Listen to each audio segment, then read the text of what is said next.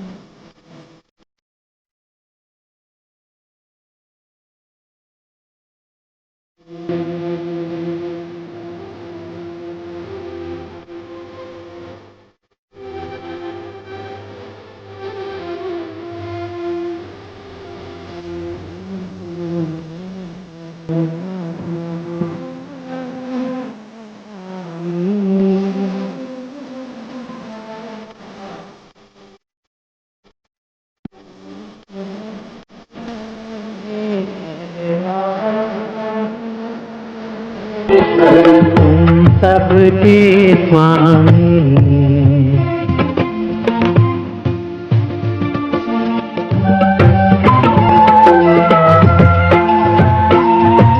तुम करुणा के सागर, तुम पालन करता, तुम पालन करता। मैं मूरख खल कामी, कृपा करो भरता।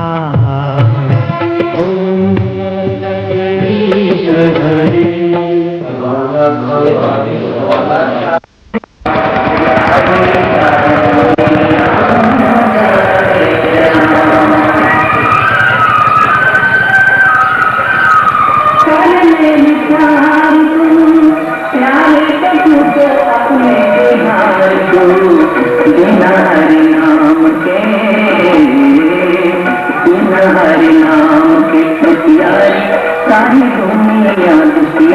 सारी दुनिया दाता एक राम,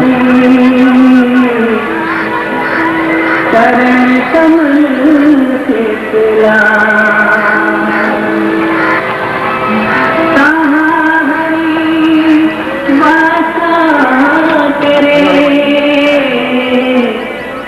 ज्योत अनंत।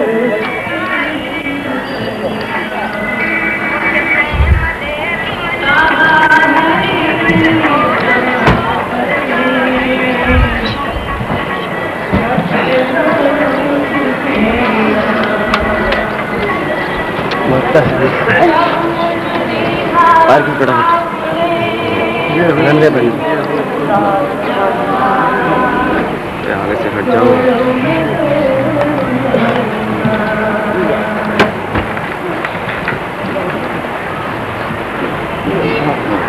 बाकी बुरा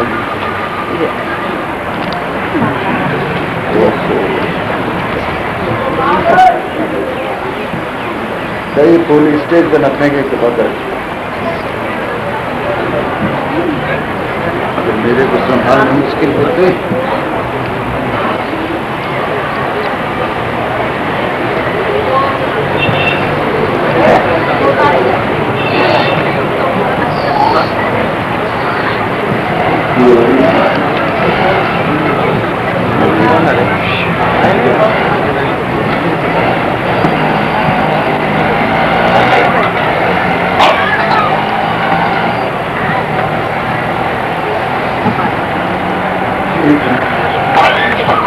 विष्णु ओम नमः आवर्तन कांत सहस्रमानवा समेता शतमकामधेनवा अपार संसार समुद्र सैतवा पुनंतमादामनकार सांगवा ओम नमः व्यासाय विष्णुरूपाय व्यासरूपाय विष्णवे नमो वै ब्रह्मविदे वासिष्ठाय नमो नमः।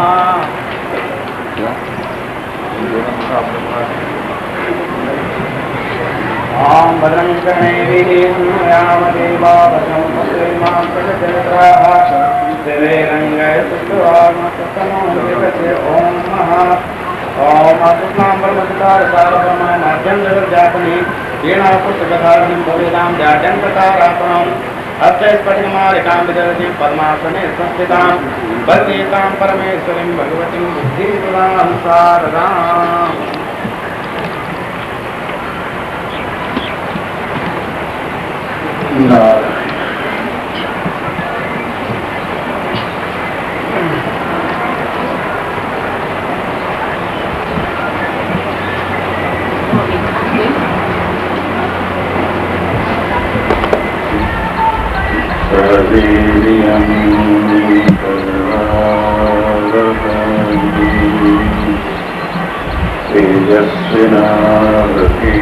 तेजस्विनावतीतमस्तु मम वृत्तिशावनी ॐ शान्ति शान्ति शान्ति ॐ भद्रं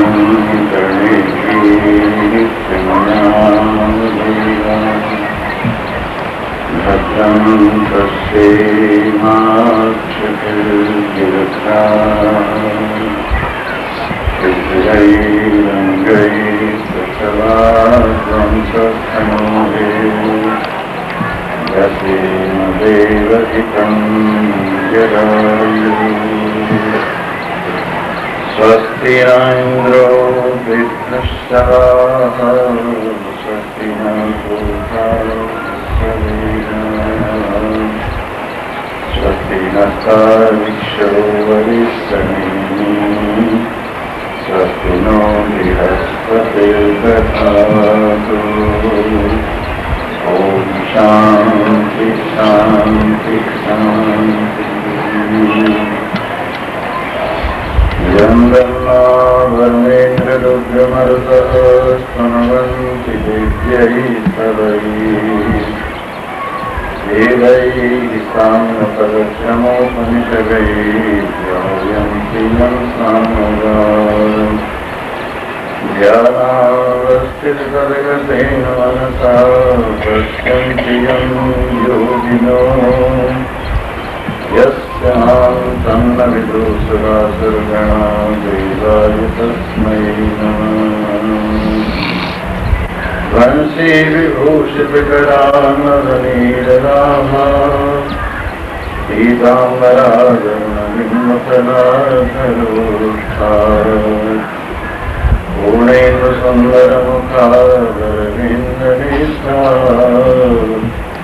कृष्णात् परं किमपि सत्त्वमहं न जाने। नारायणं नमस्कृत्य देवीं सरस्वतीं व्यासं ततो जयमुदीरये। यं प्रव्रजन्तमनुपेतमपेतकृत्यं जयपायनो विरहकातराजुभाव सुप्रेषितनमेतया सर्वोऽभिनेदो तं सर्वभूतहृदयं मुनिमानतोऽस्मि। ॐ पूर्णमदः पूर्णमिदं पूर्णात् पूर्णमुदच्यते पूर्णस्य पूर्णमादाय पूर्णमेवावशिष्यते। ॐ शान्ति शान्ति शान्तिः। बोलो सच्चिदानन्द भगवान की जय। गोविंद जय जय गोपाल जय जय गोविंद जय राधा रमण हरि गोविंद जय जय राधा रमण हरि गोविंद जय जय गोविंद जय जय गोपाल जय जय गोविंद जय जय गोपाल जय जय राधा रमण हरि गोविंद जय जय राधा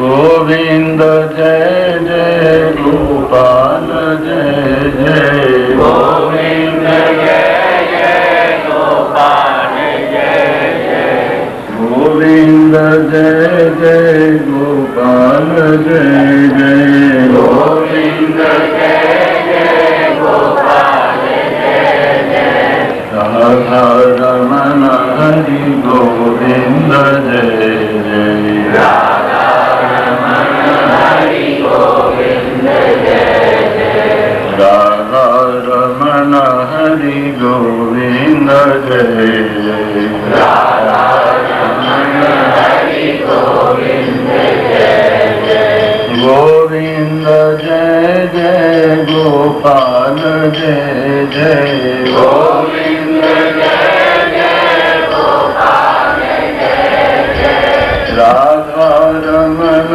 हरि गोविंद जय जय राधा रमण हरि गोविंद जय जय गोविंद जय जय गोपाल जय जय गोविंद जय जय गोपाल जय जय राधा रमण हरि गोविंद जय जय राधा रमण हरि गोविंद जय जय गोविंद जय जय गोपाल जय जय गोविंद जय जय गोपाल जय जय राधा रमण हरि गोविंद जय जय राधा रमण हरि गोविंद जय जय गोविंद जय जय गोपाल जय जय गोविंद जय जय गोपाल जय जय राधा रमण हरि गोविंद जय जय राधा रमण हरि गोविंद जय जय गोविंद जय जय गोपाल जय जय गोविंद जय जय गोपाल जय जय राधा रमण हरि गोविंद जय जय राधा रमण हरि गोविंद जय जय गोविंद जय जय गोपाल जय जय गोविंद जय जय गोपाल जय जय राधा रमण हरि गोविंद जय जय राधा रमण हरि गोविंद जय जय गोविंद जय जय गोपाल जय जय गोविंद जय जय गोपाल जय जय राधा रमण हरि गोविंद जय जय राधा रमण हरि गोविंद जय जय गोविंद जय जय गोपाल जय जय गोविंद जय जय गोपाल जय जय राधा रमण हरि गोविंद जय जय राधा रमण हरि गोविंद जय जय गोविंद जय जय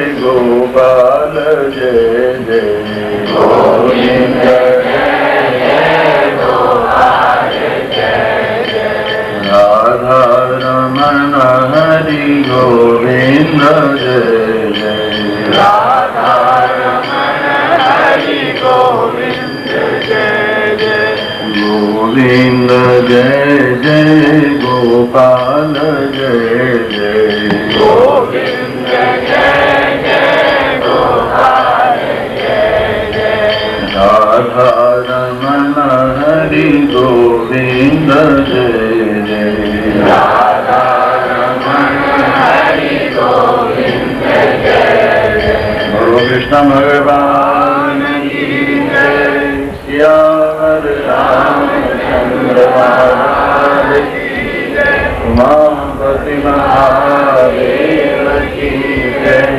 पवन सुत हनुमान की जय गुरु हरि सब संतन की जय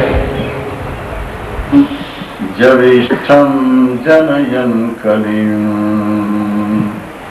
ये कोपिता सुबहु पाण्डसुता सपत्नैर् दुर्द्योत हीलन कच गृह्णादिभिस्तान्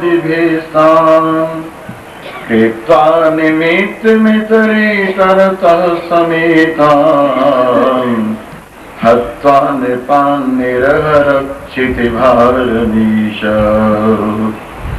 भूभारराज प्रतिना यदुभिर्निरस्य गुप्ता स्वबाहुभिरचिन्तत प्रमेयः मन्येव निर्णं गतोऽप्यगतं हि भारम् यद यादव कुलमहो अविषह्यमास्ते नैवान्यतः परिभवोऽस्य भवेत् कथञ्चित् मत संशयस्य विभवोन्नहनस्य नित्यम् अन्तः कलिं यदुकुलस्य विधाय वेणुस्तं स शांति मुपे निधाम। ये नहीं बैठ गया कोई नहीं नहीं नहीं अरे क्या नहीं है बैठ चलो बैठ महात्माओं का थोड़ा ही है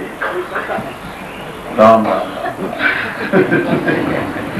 नैवान्यता परिभवस्य भवेत् कथञ्चिन् मत संशयस्य विभुवन्नस्य नित्यम् अन्तः कलिं यदुकुलस्य विधाय वेणोस्तम्भस्य वह्निमिव शान्तिमुपैमिधाम। एवं व्यवसितो राजन् सत्यसङ्कल्पैश्वरः शापव्याधीन विप्राणाम् सञ्जरे स्वकुलं विभो।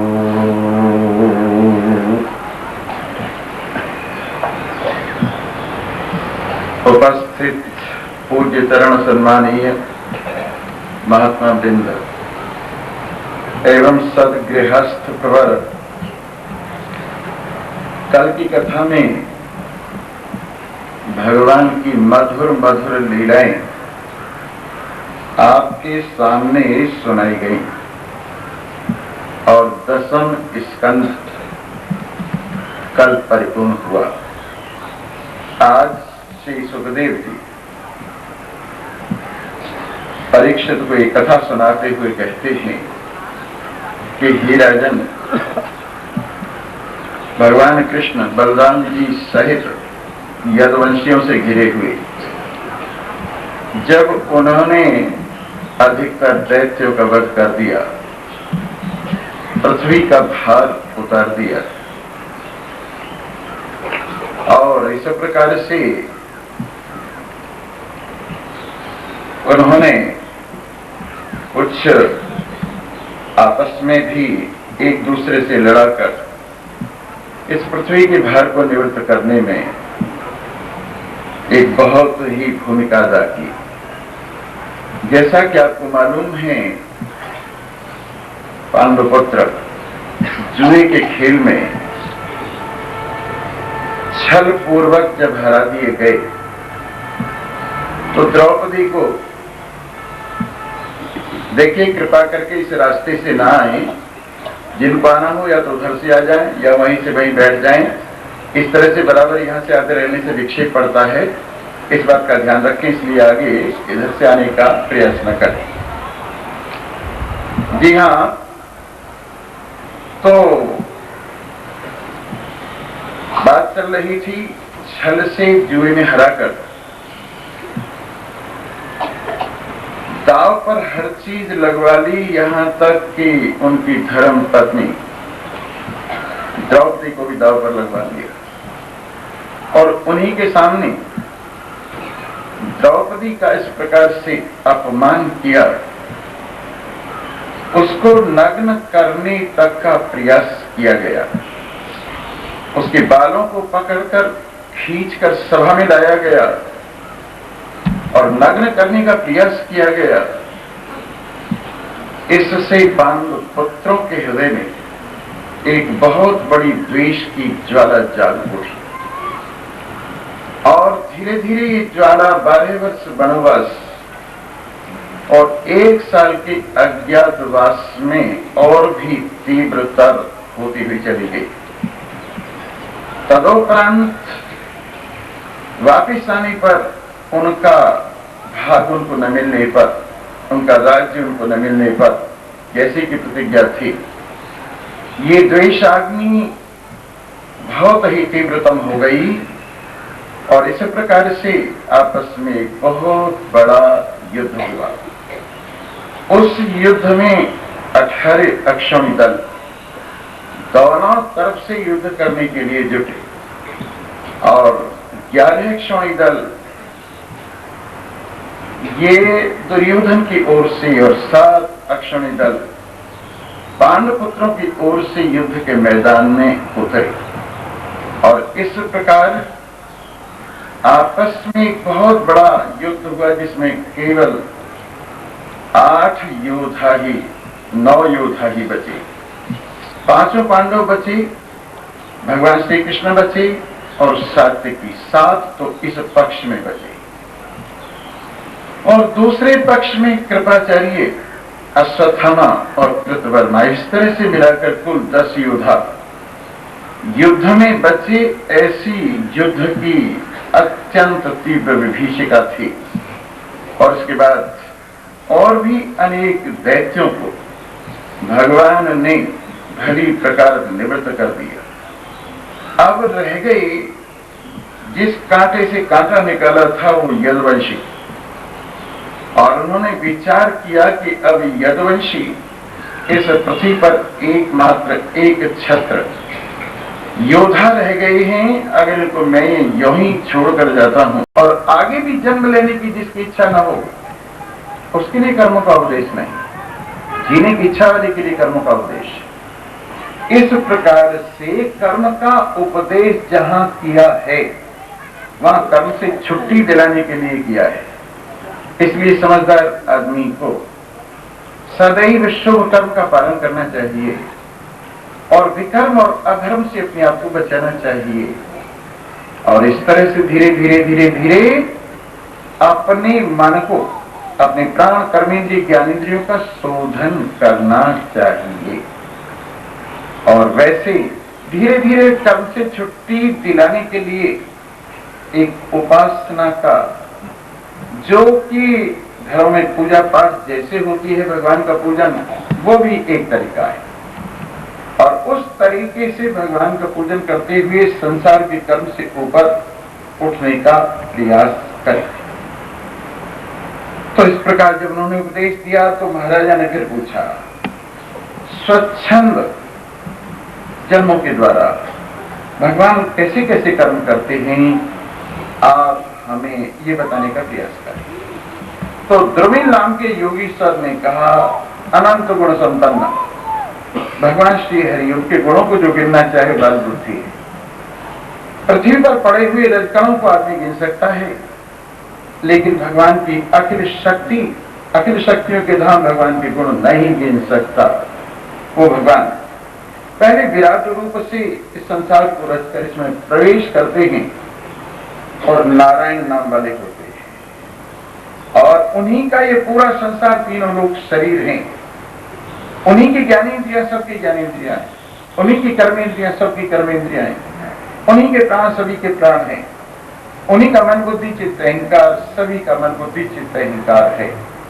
इस प्रकार आदि कर्ता सबसे पहले इस रूप में अवतार लेते हैं।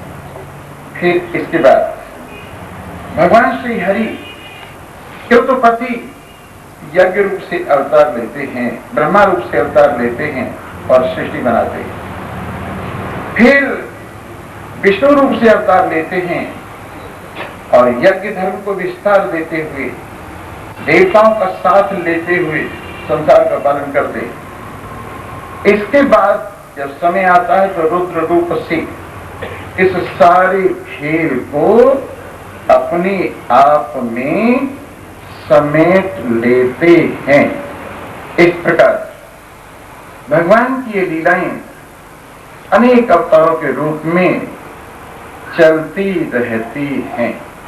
जैसे नर नारायण के रूप में हमने एक लीला उनकी बताई थी, नर नारायण उनका अवतार हैं।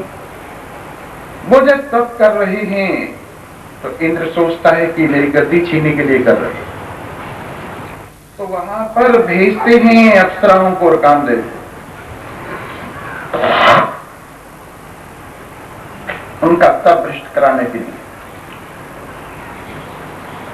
जब ये काम नहीं होता है तो अप्सरा और बसंत इत्यादि बड़े दुखी होते हैं और वो कहते हैं प्रभु हम कैसे जाएं वहां वापिस। इंद्र कहेगा तुमने कोई प्रयास नहीं किया, तो उन्होंने उर्वशी नाम की अप्सरा को कहा कि इसको ले जाओ और दिखा देना इंद्र को हमारी सेवा में ऐसी ऐसी अप्सराएं रहती हैं, तो तुम्हारी अप्सराएं भला क्या हमारा तप क्षय कर सकती है। इस प्रकार भगवान ने बहुत से अवतार लिए हैं, जिन अवतारों का आप कई बार श्रवण कथा में कर चुके हैं, जिनमें परशुराम जी, भगवान श्री राम, कृष्ण भगवान, बुद्ध इत्यादि और ये कल्कि इत्यादि अवतार मुख्य हैं। कच्छ मच्छ इनकी कथा, नरसिंह, बारह, वामन, इनकी कथा हम आपको बहुत अच्छी तरह से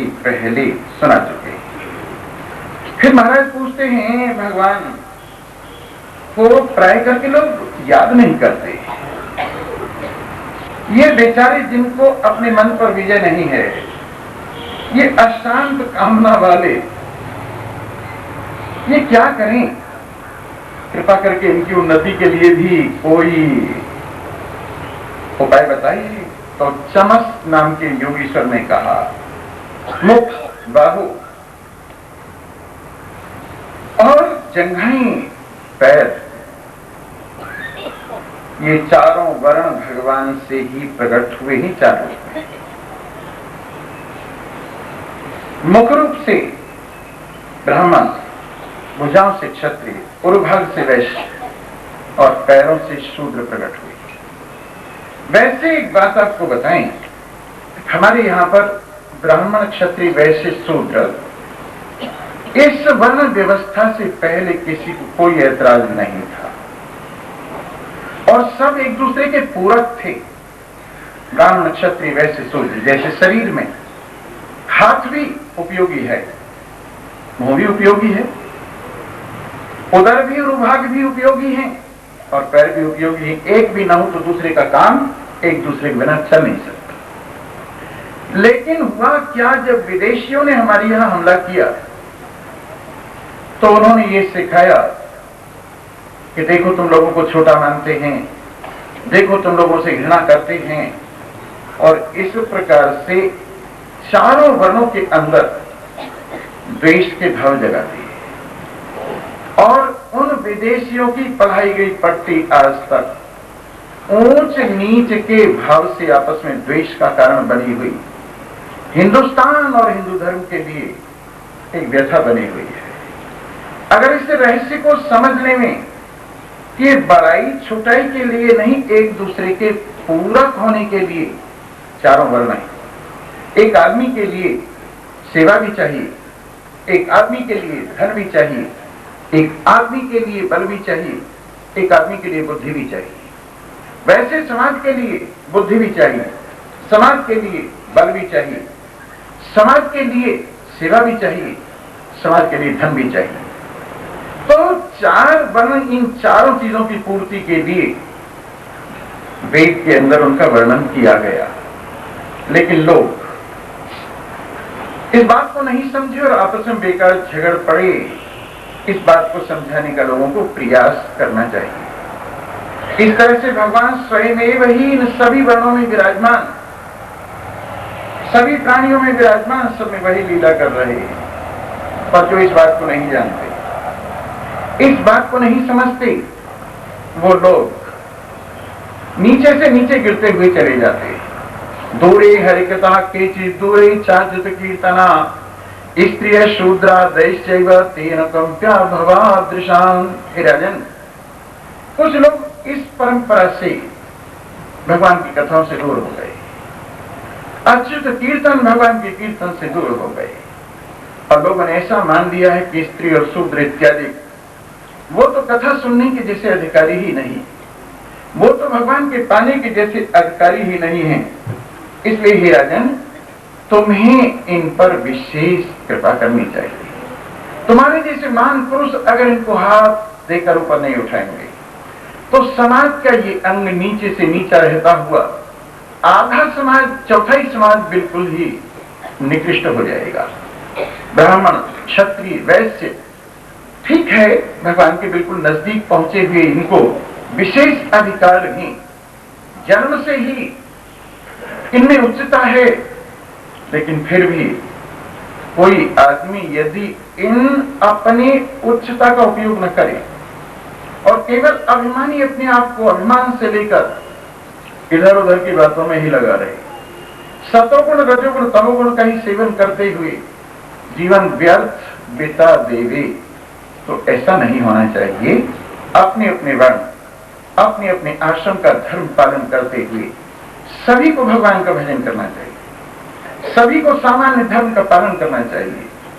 और इस प्रकार से वही श्रेष्ठ वैदिक कर्म, वही श्रेष्ठ शास्त्रीय पौराणिक कर्म लोगों को करने चाहिए, जिसमें हिंसा न हो, जिसमें किसी को कष्ट न हो और आत्मा की माने हृदय की उन्नति हो। इस प्रकार व्यक्ति को चाहिए किसी से द्वेष न करे, सब में भगवान का स्वरूप समझते हुए सबका भला चाहिए और इस तरह से सबके भले में रहता हुआ अपनी उन्नति करे। महाराज ने फिर पूछा, किस काल में भगवान किस वर्ण में रूप अवतार लेते, मानी कैसा वर्ण होता है?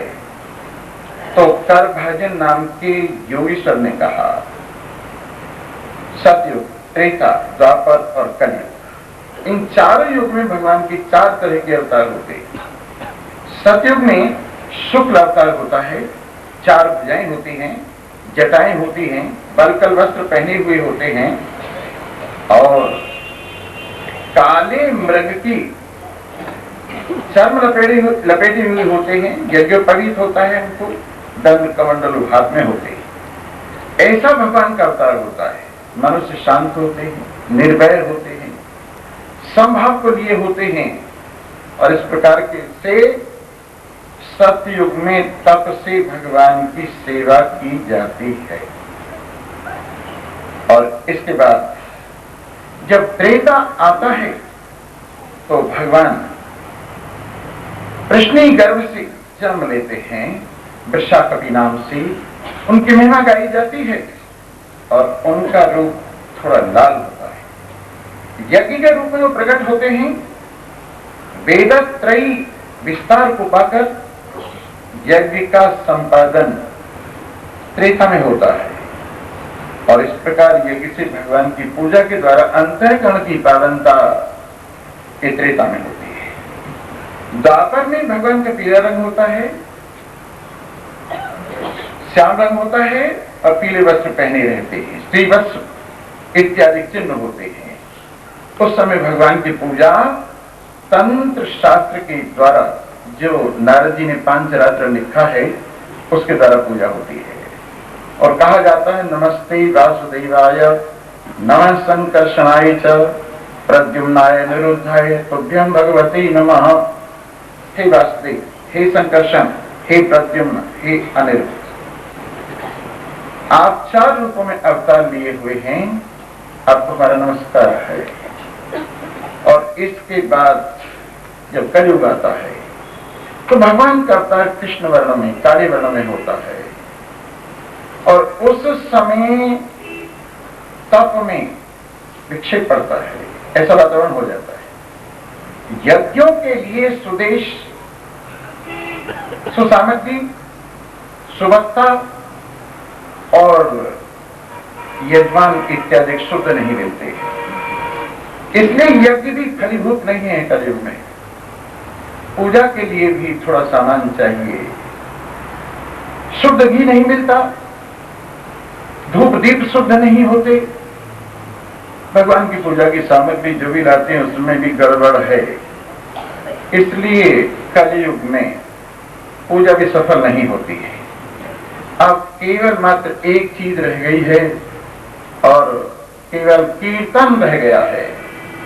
कीर्तन में केवल कीर्तन से ही कलयुग में अंतःकरण की पावनता होती है। इस प्रकार ये चारों युगों में भगवान के अवतार और चारों धर्म आपके सामने रखे और भगवान श्री हरि इस तरह से लीला करते हैं। इस प्रकार सारे योगीश्वरों ने अपनी अपनी बात उनको बताई। नारद जी कहते हैं, वसुदेव, मिथिलेश्वर ने ये पूरी शिक्षा लेकर उन 9 योगीश्वरों का पूजन किया। यज्ञ में आए हुए उपाध्यायों का पूजन किया और इस तरह से धर्म का पालन करते हुए परम गति को प्राप्त हुए। इन भागवत धर्मों को जो कोई सुनेगा, जीवन में लगाएगा, वो भी कल्याण को प्राप्त होगा। अरे आप और देव जी तो धन्य हैं जो भगवान ने आपके यहाँ अवतार लिया है और ऐसे विचित्र विचित्र लीलाएं कर रहे हैं जो कि परम कल्याण का हेतु है। इतना सुनकर वसुदेव जी बड़ी चकित हुई। देवकी ने अपने आप को महान भाग्यशाली माना और अपने हृदय में जो थोड़ा बहुत मोह था उसको दूर कर दिया। अब श्री सुखदेव जी आगे सुनाते हैं, भगवान श्री हरि विराजमान है द्वारिका में। उनसे मिलने के लिए देवता लोग आते हैं। ब्रह्मा जी अनेक देवताओं को साथ लेकर भगवान के समीप पहुंचते हैं और उनकी स्तुति करते हैं।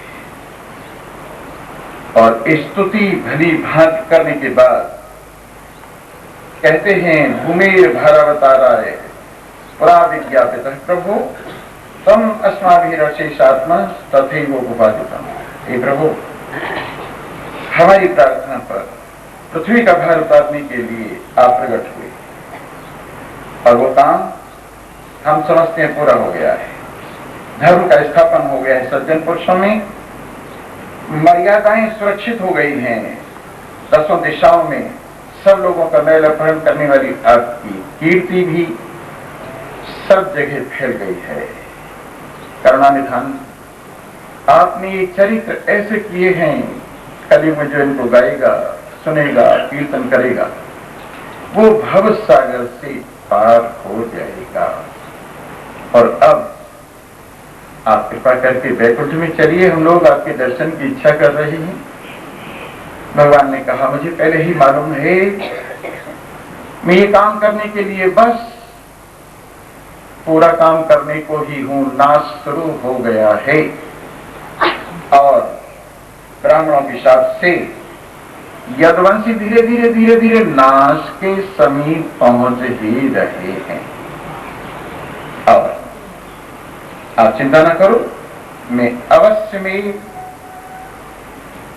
ये अंतिम लीला करके आप लोगों को कृतार्थ करूंगा। इस प्रकार देवकी सुत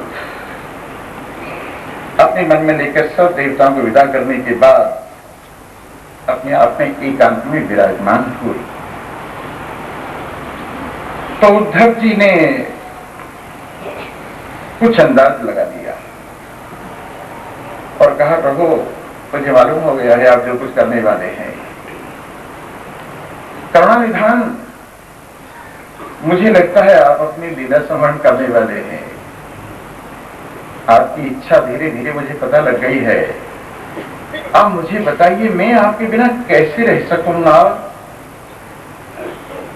भगवान कहते हैं, सच्ची बात है उद्धव, तुम ठीक समझ गए हो। ब्रह्मा इत्यादि लोकपाल मेरे पास में आए हैं और उन्होंने प्रार्थना की है कि अब आप वैकुंठ में पधारिए। तो अब बस काम होने वाला है। आज से 7वें दिन समुद्र इस नगरी को समाप्त कर देगा और कलयुग का प्रवेश पृथ्वी पर हो जाएगा।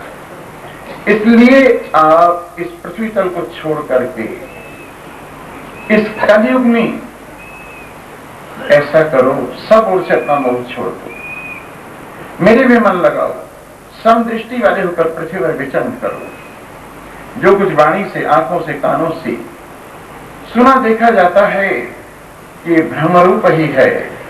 कर्म अकर्म विकर्म, गुण दोष बुद्धि, ये सब माया मात्र ही है। इन समय मुझको देखो और तो मेरा ध्यान करते हुए सब ओर से अपना मन हटा लो। उद्धव कहने लगा, प्रभु ये संन्यास लक्षण वाला मुक्ति का मार्ग आपने जो बताया है मेरे लिए बड़ा दुष्कर है। हम सांसारिक लोग, मैं और मेरे से फंसे हुए लोग भला कैसे आपको प्राप्त करें? कृपा करके आप मुझे ये बताइए। तो भगवान कहते हैं, भाई एक बात बताएं? हाँ बताओ प्रभु। असली गुरु तो अपना आत्मा ही है, असली उपदेशक तो अपना आत्मा ही है और आत्मा सदा आदमी को जागृत रखता है। आत्मनो गुरु आत्मैव पुरुषस्य विशेषता।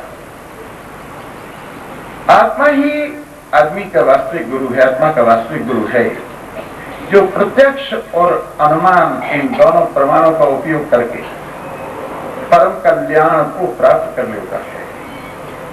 सांख्य योग विशारद, मुझे समस्त शक्तियों से युक्त सर्वत्र अवलोकन करते हैं और 1, 2, 3, 4 बहुत से पैर वाले प्राणियों में मुझी का अवलोकन करते हैं। मुझी को नैयायिक अनेक हेतुओं से, अनेक लिंगों से अनुमान द्वारा अनुभव करते हैं। इस विषय में कैसे आत्मा आत्मा का कल्याण कर लेता है, एक इतिहास हम तुम्हारे सामने रख रहे हैं। हमारे बुजुर्ग हुए हैं यदु महाराज। उन यदु ने अवधूत दत्तात्रेय जी को एक बार देखा। बड़े मोटे तगड़े, तंदुरुस्त, कुछ करते हैं, धरते हैं, मौज उड़ाते हैं। उनको बिल्कुल निकम्मे देखकर उन्होंने कहा, प्रभु कोई धर्म में लगा हुआ है कमाने में, कोई धन कमाने में लगा हुआ है, कोई वासनाओं के भोगने में लगा हुआ है, कोई भोगों के भोगने में लगा हुआ है, लेकिन आपका शरीर तो बड़ा तंदुरुस्त है। ऐसा सुंदर श्रेष्ठ शरीर लेकर के भी आप इस तरह से बेकारी क्यों बैठे हुए हैं? कुछ करते रहते क्यों नहीं हैं? उन्होंने उनके इस बाण बात का कोई उत्तर नहीं दिया और कहा, हे राजन, तुम क्या चाहते हो? कि मैं ये चाहता हूं आप जैसी शांति, जैसे गंगा जी में आकर कोई हाथी खड़ा हो गया और जंगल की आग उसे नहीं छूती, वैसे ही संसार की जलती हुई आग में से निकलकर आप शांति की गंगा में विराजमान हैं। करुणा निधान ऐसी शांति क्या मुझे भी मिल सकती है? आप मुझे बताइए, आपके पास चीज तो कोई है नहीं, लेकिन सुखी कैसे है? संसार के लोग सुखी होने के लिए धन तलाश करते हैं, बच्चे तलाश करते हैं, मकान बनाते हैं, ये करते हैं, वो करते हैं कि इनसे हम सुखी हो जाएंगे। लेकिन आप तो बिना किसी सामान के, बिना किसी विषय के, बिना किसी पदार्थ के सुखी हैं। प्रभु ये आपको कहां से सीखने को मिला है? ये बुद्धि आपको कहां से मिली है? तो उन्होंने कहा, ये बुद्धि हमको अपनी बुद्धि से मिली है। प्रभु कोई आपका गुरु तो होगा? आमतौर से पूछते हैं लोग। कहने लगे, हाँ हमारे गुरु हैं, पर एक नहीं, बहुत से। हमारे 24 गुरु हैं जिनसे हमने बुद्धि लेकर अपना कल्याण किया है। पृथ्वी, वायु, आकाश, अग्नि, चंद्रमा, सूर्य, कबूतर, अजगर, सागर, पतंग, मधु बनाने वाला मधुकृत, हाथी और शहद तोड़ने वाला हिरण, मीन, पिंगल, कुरल, अर्भक, कुमारी कन्या, सर्प, पूर्ण नाभि, मकड़ी और रेशम बनाने वाला कीड़ा, ये सब हमारे गुरु हैं। इनसे हमने शिक्षा ली है। और इनसे क्या शिक्षा ली है? पृथ्वी से हमने शिक्षा ली है किस प्रकार से उसके ऊपर उठा पटक होती है, लेकिन सब कुछ सहन कर जाती है। वैसे ही एक समझदार आदमी को सांसारिक लोगों की इस तरह तरह की अपने प्रति की गई प्रहारात्मक प्रक्रिया का कोई ख्याल नहीं करना चाहिए। ये पृथ्वी से हमने सीखा है धैर्य, और पृथ्वी के ही जो आगे विकार हैं उनसे हमने सीखा है। नदियों से सीखा है दूसरों के लिए पानी पिलाना, दूसरों के लिए जीना। पेड़ों से सीखा है, पहाड़ों से सीखा है दूसरों के लिए जीना, सब कुछ दूसरों को दे देना। इस प्रकार पृथ्वी से हमने ये ज्ञान लिया है। और इसके बाद हमने जल से भी लिया है। जल से क्या सीखा है? जल वैसे परम शुद्ध है, पर सबके पाप धो धोकर, सबके मैल धो धोकर, सबकी गर्मी धो धोकर, सबको शांति दे देकर सबका कल्याण करता है। ऐसे ही महान पुरुष जल की तरह से बहते हुए, सब जगह जाते हुए सबका कल्याण करते हैं। पाप धोते हैं सबके, शांति देते हैं सबको, और सबकी व्यथा अपहरण करते हैं। अग्नि से हमने सीखा है जैसा कुछ मिलता है भस्म कर जाती हैं, फिर भी पवित्र रहती है। छोटी लकड़ी में छोटी, बड़ी में बड़ी होते हुए भी एक रस रहती है। वैसे ही ज्ञानवान भिक्षा में जो कुछ मिल जाता है खाद्य पदार्थ, उसको लेकर अपना काम चला लेते हैं और सदा पावन पवित्र रहते हैं अपने तेज से। भगवान छोटे बड़े सभी शरीरों में रहकर छोटे बड़े रूप से भासते हैं, परंतु एक रस रहते हैं। ये हमने अग्नि से सीखा है। चंद्रमा से सीखा है, बढ़ता घटता नजर आता है चंद्रमा, पर पृथ्वी की छाया से ऐसा होता है एक रस ही होता है अन्यथा तो। वैसे ही शरीर की छाया से आत्मा बढ़ता घटता नजर आता है, बालक बुढ़ा जवान नजर आता है, जन्मने मरने वाला नजर आता है, पर शरीर की छाया को एक तरफ करने के बाद आत्मा एक रस है। और चंद्रमा बढ़ने घटने से रही सबको शांति देने वाला है। वैसे आत्मा एक रस है और जो भी समझता उसको शांति मिलती है। इसके बाद सूर्य से हमने सीखा है 100 घड़े भर कर रख दो, 1000 घड़े भर कर रख दो, 10,000 घड़े भर कर रख दो, सूर्य उनमें उतना ही दिखाई देता है। पर वस्तुतः सूर्य एक ही है, न बढ़ता है न घटता है। वैसे ही अविद्या की उपाधि से एक परमात्मा देव बहुत रूपों में नजर आते हैं, पर वास्तव में एक रस ही है। और जिस तरह से सूर्य सबका जीवन है, आंखों का देवता है, पर किसी के गुण दोष से लिप्त न होकर सदा आकाश में अपनी महिमा में रहता है, उसी तरह से परमात्मा अपनी महिमा में रहते। कबूतर से हमने सीखा है, एक मोही कबूतर घोंसला बनाकर रहता था एक पेड़ के ऊपर, कबूतरी भी साथ थी, दोनों मिलकर आनंद मनाते थे। उनके बच्चे हुए, बच्चों को पालते हुए मोह से बड़े प्रसन्न थे। एक दिन बहेलिया आया, जाल बिछा दिया। वो दोनों तो गए हुए थे दाना लेने और इनके पंख निकल गए थे, ये बच्चे फुदकते फुदकते जाल में जा गिरे दानों के मुंह में। फिर कबूतरी आई तो वो भी मोह के कारण अपने बच्चों के लिए रोती रोती जाल में चलेगी, जान से पहचान। फिर कबूतर आया अपनी घरवाली के लिए, बच्चों के लिए रोता रोता वो भी जाल में चला गया और कह दिया खुश होकर चला गया। वैसे ही घर गृहस्थी वाले संसार के चक्र में अपने घरों के घोंसले बनाते हैं, बाल बच्चे पैदा करते हैं, उनको बढ़ाते हैं, ये करते हैं, वो करते हैं, स्वामी जी से आशीर्वाद दिलवाते हैं।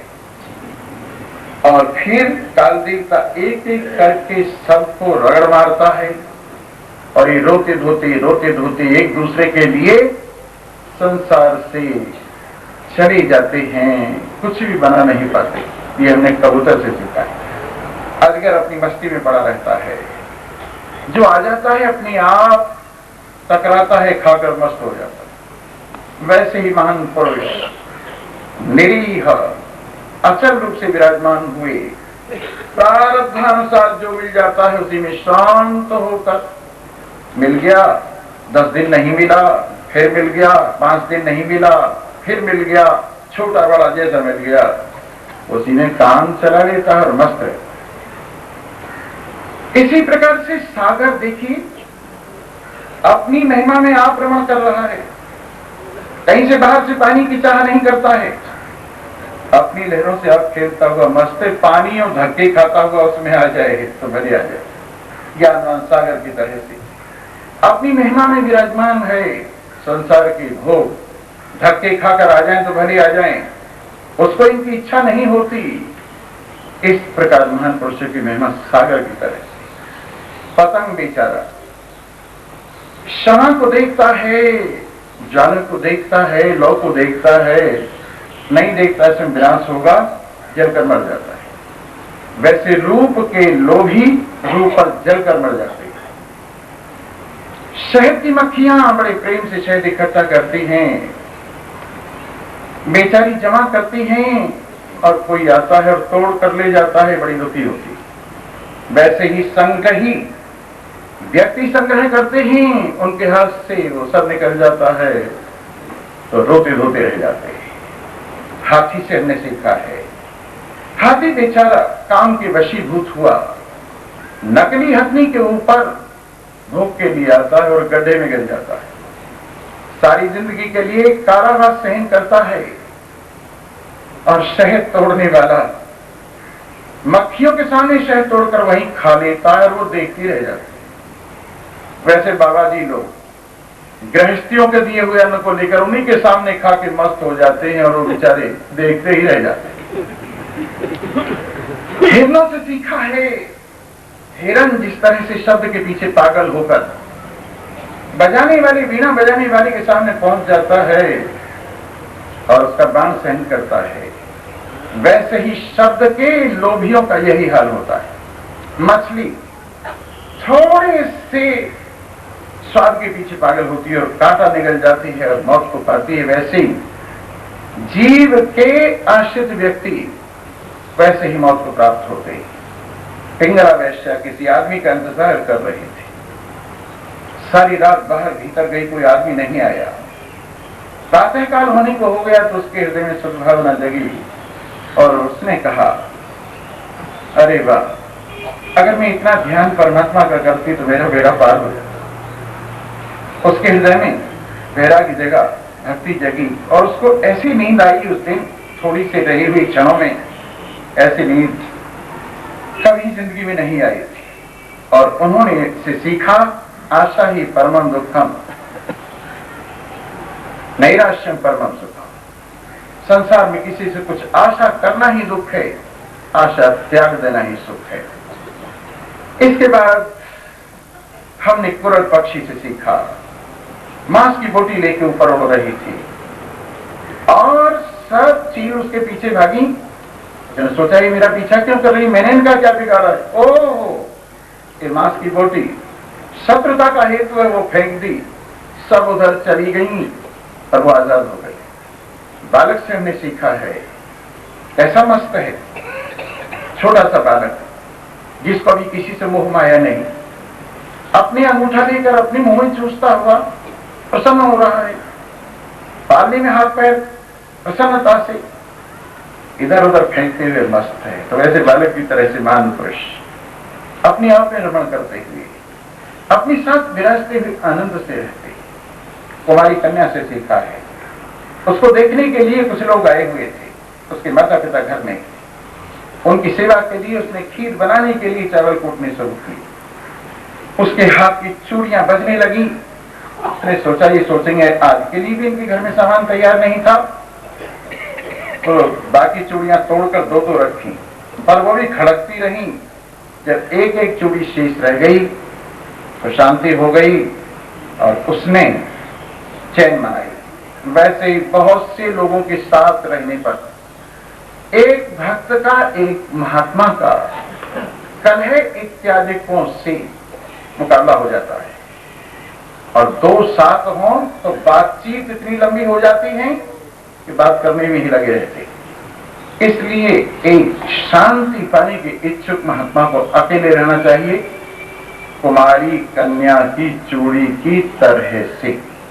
इसके बाद बाण बनाने वाले को देखा, सवारी राजा की निकल गई, लेकिन वो मस्त है।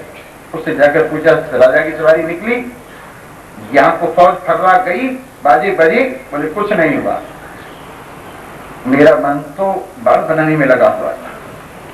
वैसे ही जीवन का निर्माण करने वाले अपने जीवन के निर्माण करने में लगे रहते हैं, बाहर भीतर कुछ भी नहीं थे। सांप, एक पिटारे में चूहा था, बल्कि पिटारे में सांप ही फंस गया था। चूहा आया, उसने छेद किया, अंदर पिटारे में घुसने लगा तो सांप ने भोजन कर लिया और निकल गया। उसी तरह से साधु महात्मा जहां कोई जगह मिले वहीं घुस जाते, और कोई चलता फिरता आ जाए तो निपटा निपटू के बाहर निकल आते। इस प्रकार हमने ऊन नावी से भी, मकड़ी से भी सीखा। मकड़ी जाला बनाती, उस जाली में अपने आप ही खेलती है अकेली ही। वैसे भगवान संसार का जाल बनाते और अकेले ही इसमें खेलते। रेशम बनाने वाला कीड़ा अपने मुंह से ही रेशम का तार निकालता है और उसमें बंध जाता है। उसी तरह से सांसारिक व्यक्ति अपनी वासना से बनाए हुई जगत में आप ही बंध जाते हैं। मेरे 24 गुरु हैं, इनसे मैंने शिक्षा लेकर अपना जीवन सफल किया है, और आखिरी गुरु मेरा शरीर है। इससे भी मैंने सीखा है, और ये सीख कर ये लिया है ज्ञान कि भाई विशेष इस तरह को प्रेम न करके इससे काम निकालना चाहिए और अपने आप को शांत रखना चाहिए। इन 24 गुरु की शिक्षा भगवान ने सुनाई उद्धव। इसके बाद उद्धव जी ने पूछा, प्रभु बंधन क्या होता है, मुक्ति क्या होती है? तो कहते हैं बंधन मुक्ति की व्याख्या गुणों को लेकर है, माया को लेकर है। मुझ आत्मा में न माया है न गुण है, इसलिए आत्मा का तो न मोक्ष है न बंधन है। बंधन और मोक्ष दोनों माया में ही हैं। मन की कल्पना से बंधन भासता है, मन समझ लेता है तो बंधन भासना बंद हो जाता है। जैसे स्वप्न में कुछ भी नहीं होता, पर वहां की शोक मोह इत्यादि सृष्टि भासती पर सत्य नहीं होती। विद्या और अविद्या दोनों मेरे शरीर है। विद्या मोक्ष करने वाली है और अविद्या बांधने वाली है। इनमें से आदमी को चाहिए विद्या का सहारा लेने और विद्या की प्राप्ति के लिए महान पुरुषों के पास जाए। महान पुरुषों के पास जाकर उनसे विद्या सीखे, परमात्मा का प्रेम सीखे और अपने आप का जीवन सफल करें। इस संसार में विचरण करती हुए न स्तुति न निंदे पूर्वत साधु साधु। अपनी आंखों से ही देखे लोगों को, कोई अच्छा कर रहा है कोई बुरा कर रहा है, लेकिन अपनी ओर से न किसी की निंदा करे न स्तुति करे, क्योंकि ये तो संसार है। माया के द्वारा गुण और दोष रचे गए ही, आत्मा में तो ये है नहीं। इसलिए इस मिथ्या प्रतीति का सम दृष्टि महात्मा को स्वागत नहीं करना चाहिए। कई लोगों को तो काम यही है, इधर से सुनी उधर लगा दी, उधर से सुनी इधर लगा दी, परंतु ऐसा नहीं होना चाहिए। समता का भाव लेकर किसी के गुण दोषों का अवलोकन न करते हुए परमात्मा का भजन करना चाहिए। और गां दुग्ध दोहां मसतीं च धारियां देहं पराधीन सुत प्रजां च विप्रं तीर्थी वित्तं तीर्थी कृतमंगवाचन हीनं मया रक्षति दुःख दुःखी। जो गाय को पालता है पर दूध न देने वाली गाय, बछड़ा न देने वाली गाय, ऐसी गाय के पालने से कोई लाभ नहीं। असती भारिया, दुष्चरित्रा भारिया, इसके पालने से कोई लाभ नहीं। पराधीन शरीर, इसके पालन से कोई लाभ नहीं, इससे उल्टा अलाभ ही होता है। इस प्रकार समझदार को मेरे प्रेम से श्रद्धा रखते हुए और सर्व लाभ मेरे लाभ में समझते हुए सारा जीवन मेरे प्रति अर्पण करने में लगाना चाहिए। इस प्रकार जो इन परम गुह्य रहस्यों को सुनेगा वो मेरा परम सखा होगा, जो इनको सुनाएगा वो मेरा परम सखा होगा। आगे भगवान सत्संग की महिमा कहते हैं न तो उतना जल्दी मैं योग से काबू में आता हूं, न शांति से, न धर्म पालन करने से, न स्वाध्याय से, न तप से, न त्याग से, न इष्टापूर्त कर्तव्यों से, न व्रतों से, न यज्ञ से, न छंद से, न तीर्थ से। जितना मैं सत्संग से जल्दी पकड़ में आता हूं, सत्संग सारे संसार के कुसंगों को हटा देता है। सत्संग से बहुत सी दैत्य, राक्षस, मृग, खग, गंधर्व, अप्सरा, नाग, सिद्ध, चारण, गुह्यक, विद्याधर, मनुष्य, वैश्य, शूद्र, स्त्री, रजोगुण, तमोगुण, प्रकृति वाले भी बहुत से लोग सत्संग से मुझे प्राप्त हो गए।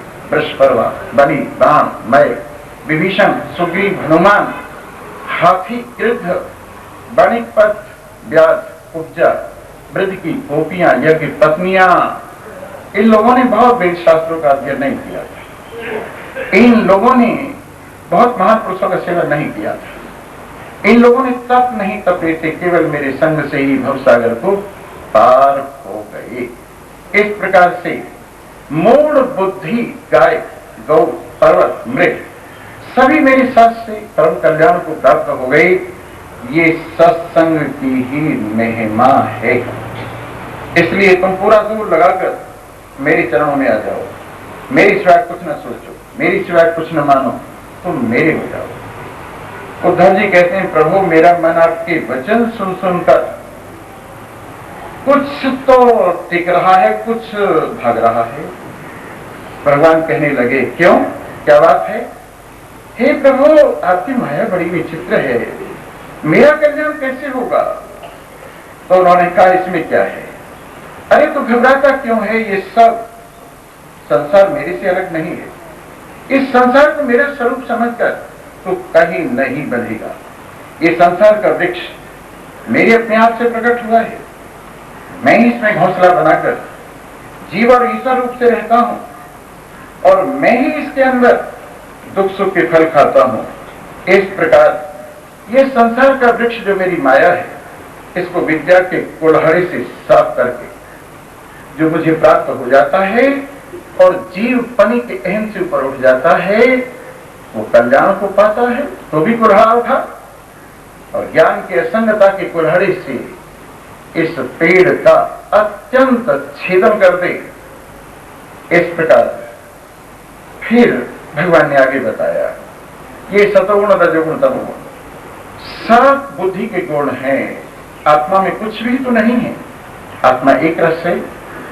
जब सतोगुण आता है तो व्यक्ति में भक्ति जागृत होती है, धर्म जागृत होता है। रजोगुण आता है तो भेद बुद्धि आती है, अधर्म की ओर मन जाता है। तमोगुण आता है तो प्रमाद जागृत होता है और इस प्रकार व्यक्ति बच जाता है। लेकिन समझदार आदमी को चाहिए कि वो रजोगुण तमोगुण इधर से नहीं, इस बात का ध्यान रखें बीच में से कोई ना आए। ऐसे नहीं, ये कथा जो है ना, बैठिए आप, अरे बैठिए बाबा, बैठे बैठे बैठे, बोलो सच्चिदानंद। मेरा तार जुड़ा रहेगा तो तुम्हारा तार भी जुड़ा रहेगा, इसलिए जरा तार जुड़ा रहने दीजिए। इस प्रकार व्यक्ति को चाहिए माया से ऊपर उठाए अपने मन को और मेरे में लगा। प्रभु कैसे लगाए? उन्होंने कहा हमने संकादि को उपदेश दिया था इसके बारे में। प्रभु कैसे उपदेश दिया था आपने? एक बार संकादि ऋषि ब्रह्मा जी के पास गए और जाकर उनसे पूछा, प्रभु हमारा मन गुणों में फंस गया है और ये गुण हमारे मन में फंस गए हैं, आदान प्रदान होकर एक चक्र बन गया है, उस चक्र से हम कैसे निकलें? कहने लगे, भाई मैं तो आजकल काम धंधे में फंसा हुआ हूं, चलो विष्णु भगवान के पास पहुंचते हैं, वहां बात बने। बोले अच्छा चलो। विष्णु भगवान के पास संकादि ऋषि ब्रह्मा जी भी गए तो विष्णु भगवान उनके सामने हंस रूप से प्रकट हो गए। कोई तो समझते हैं कि हंस पक्षी होता है और किन्हीं के मत में हंस महात्मा होते हैं। जो दूध और पानी को जैसे अलग हंस कर देता है वैसे आत्मा अनात्मा को अलग करके समझा देते। इन्होंने उनको देखा, नमस्कार की और कहा, कौन है आप? कहने लगे, कैसे बताऊं? शरीर को लेकर बताऊं तो जो 5 भूतों का शरीर तुम्हारा है वो मेरा, आत्मा को लेकर बताऊं तो जो आत्मा तुम्हारा है वही मेरा है। बोलो कैसे उत्तर दूं कि हम समझ गए इशारे से। अब आप कृपा करके ऐसा कीजिए, ये हमारा मन बाहर की ओर भाग रहा है संसार की ओर और ये संसार हमारे मन की ओर आ रहा है। प्रभु कोई ऐसा उपाय बताओ ये चक्र टूट जाए और हम आजाद हो जाए। बोले हाँ, इसमें क्या है? ऊपर उठ जाओ, न दाएं देखो न बाएं देखो, न इधर देखो न उधर देखो, नीचे गोता लगा जाओ। नीचे ऊपर होने से तात्पर्य है मुझे आत्मा में आ जाओ और तुम्हें चक्र बिल्कुल छू भी नहीं पाएगा। तो जिस प्रकार हमने उन्हें बताया, उदासीन होकर सतगुण रजगुण तमोगुण को जीत लो, वैसे ही तुम भी इनको जीत लो। इसके बाद उद्धव ने पूछा, प्रभु इस संसार में कल्याण के बहुत से उपाय बताते, कोई कहता है भक्ति से कल्याण होगा, कोई कहता है योग से कल्याण होगा, कोई कहता है उपास ज्ञान से कल्याण होगा। कितने उपाय हैं कल्याण के?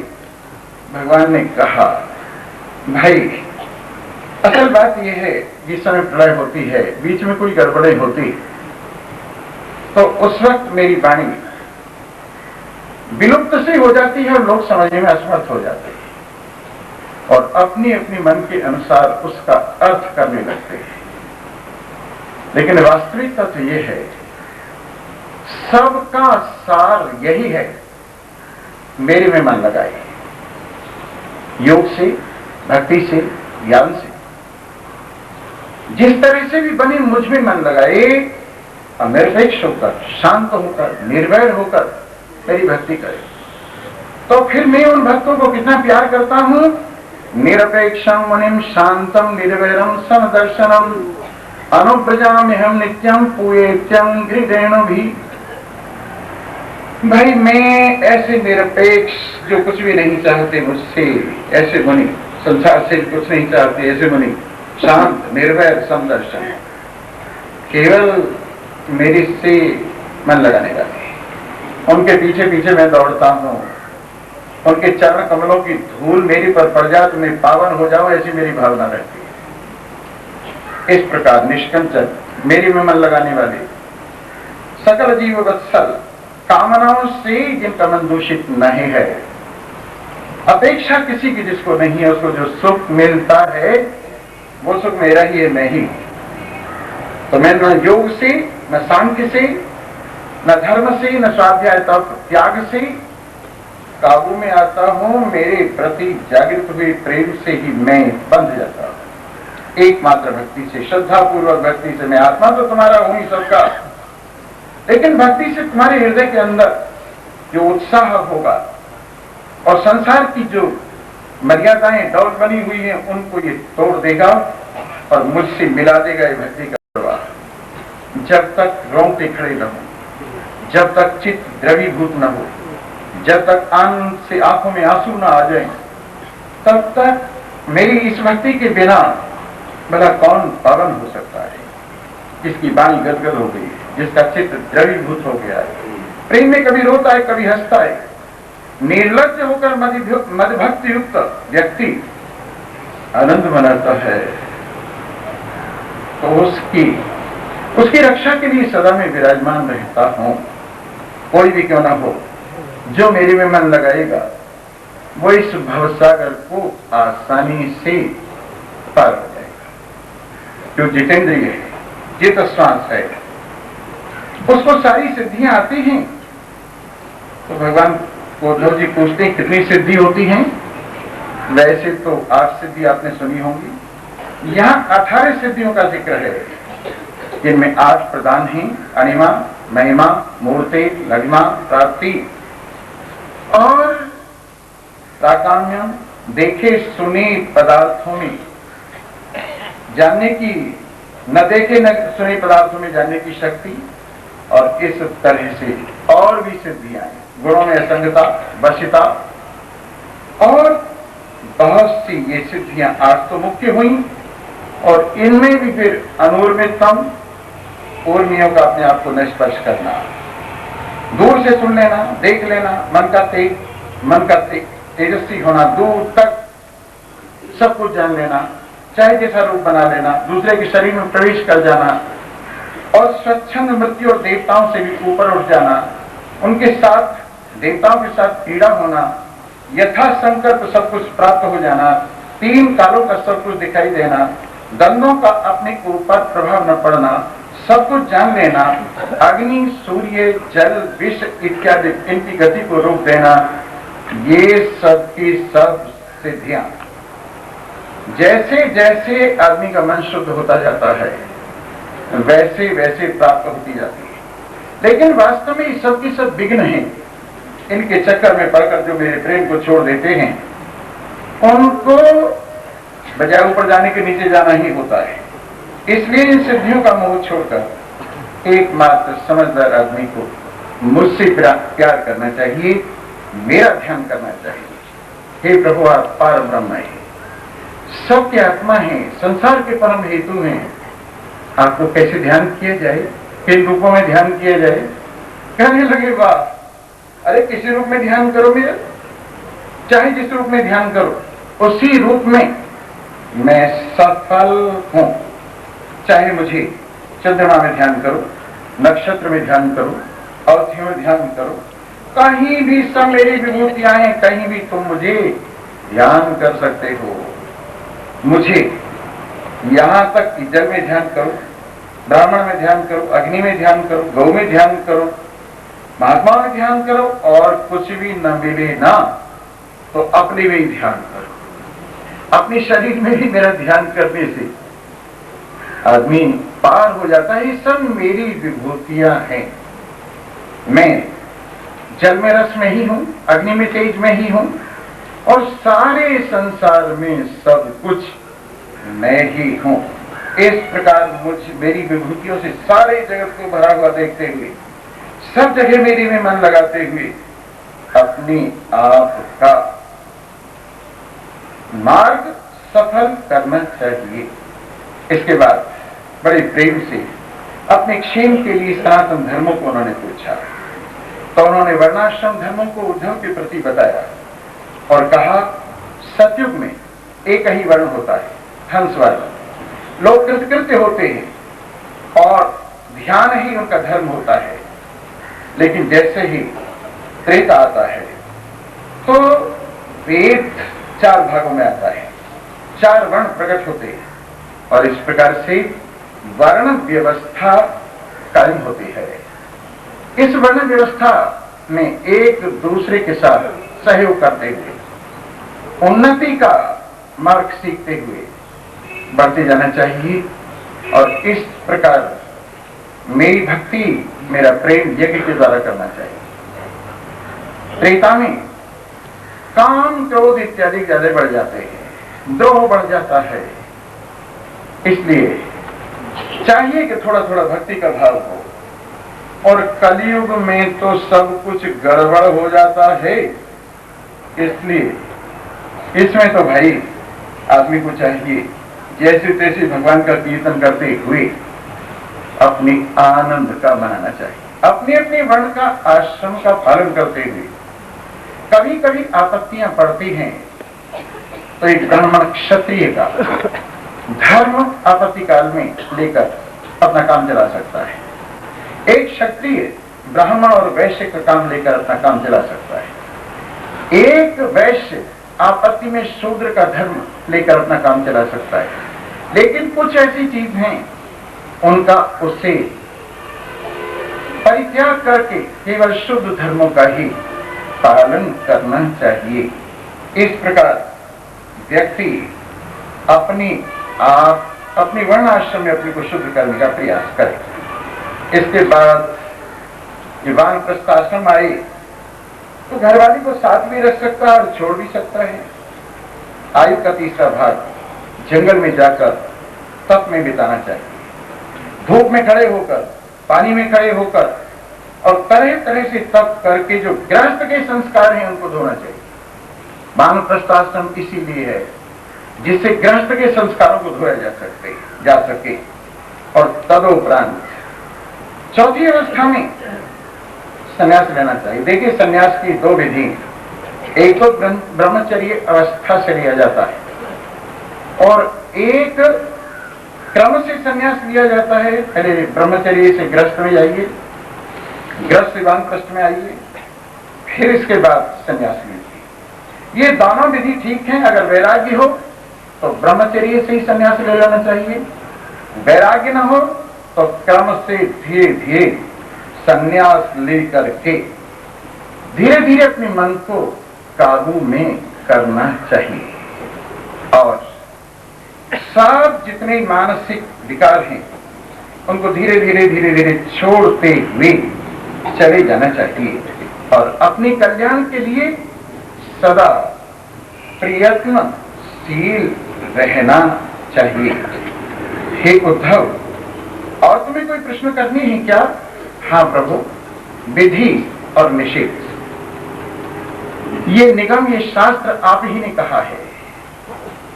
हे अरविंदाक्ष, क्या गुण है, क्या दोष है? आप कृपा करके मुझे बताइए, और क्या छोड़ने लायक है और क्या न छोड़ने लायक है। कहने लगे, ठीक है, हम तुम्हें बताते हैं। मैंने प्राणियों के लिए ज्ञान, कर्म और भक्ति, इन तीनों का उपदेश दिया है। परम वैराग्यवानों के लिए ज्ञान योग कहा है, कम वैराग्यवानों के लिए उपासना का उपदेश दिया है, जिनको वैराग्य नहीं है उनको कर्म योग का उपदेश दिया है। घर गृहस्थ में रहते हुए, वैराग्य की कमी में बाल बच्चों को पालते हुए यहीं से सत्संग का सेवन करना चाहिए और धीरे धीरे मेरी कथाओं में जब तक श्रद्धा पैदा न हो जाए तब तक अपने धर्म का पालन करते हुए, यज्ञों का पालन करते हुए और यथा मर्यादा बरतते हुए आदमी को अपने गृहस्थ में रहना चाहिए। जब धीरे धीरे मन पवित्र होता जाए, समय बीतता जाए, तो आदमी को गृहस्थ से अपना मन ऊपर उठाना चाहिए और भगवान की भक्ति करते हुए अपने मन को निष्पाप शुद्ध बनाना चाहिए। इसके बाद आत्मज्ञान के लिए महान पुरुषों के पास जाकर उनसे प्रार्थना करनी चाहिए ज्ञान पाने के लिए, और वहां ज्ञान पाकर अपनी ज्ञान शक्ति से सब कर्माशय को जला देना चाहिए। ये मनुष्य शरीर में ही संभव है, मनुष्य शरीर में ही ये हो सकता है। इसलिए व्यक्ति को जहां जहां पर खड़ा है, कोई कर्म में खड़ा है तो कर्म का उपदेश लेकर निष्कामता लाने का प्रयास करना चाहिए।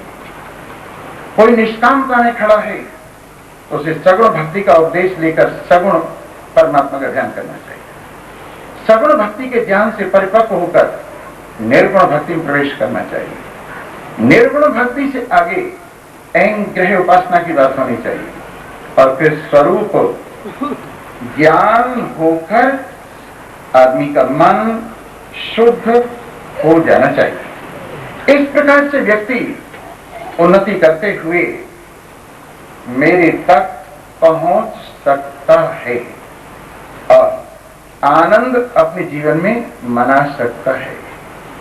अब पूछते हैं प्रभु तत्व कितने हैं?